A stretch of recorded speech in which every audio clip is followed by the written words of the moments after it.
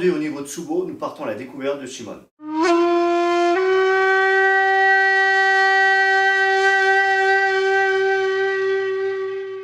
Shimon, la porte de l'esprit, est le 7e point du méridien cœur. Le méridien cœur, c'est un méridien yin qui se trouve sur la face interne du corps.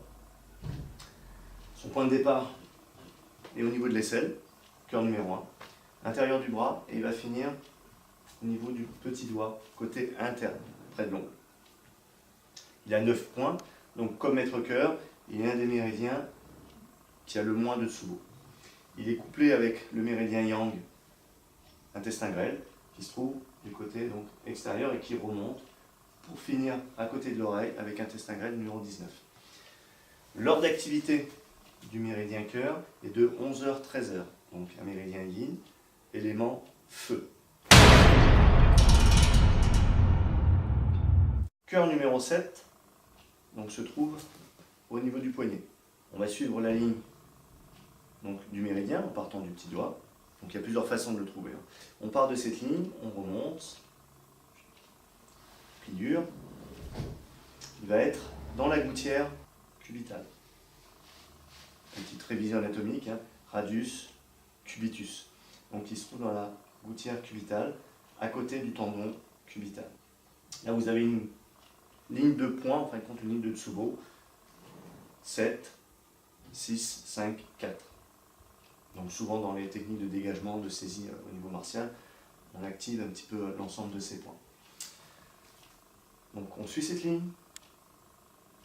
on se décale, on est dans la gouttière cubitale, pli du poignet, et on est sur le point.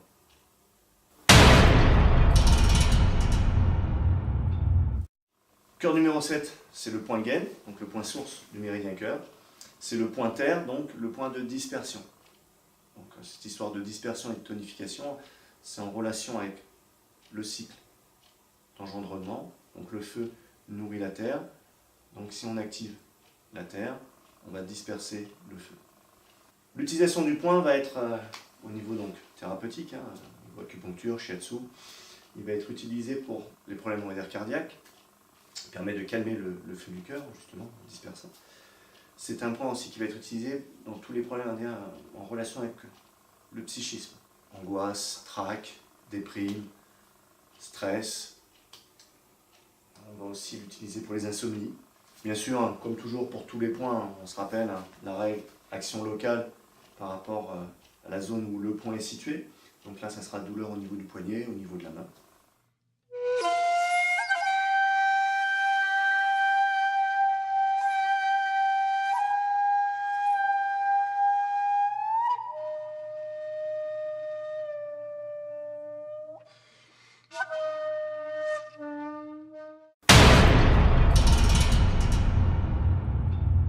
Au niveau martial, donc au niveau Kyusho, le point, on va pouvoir l'activer de différentes façons. Rappelez-vous, c'est important ce terme d'activation.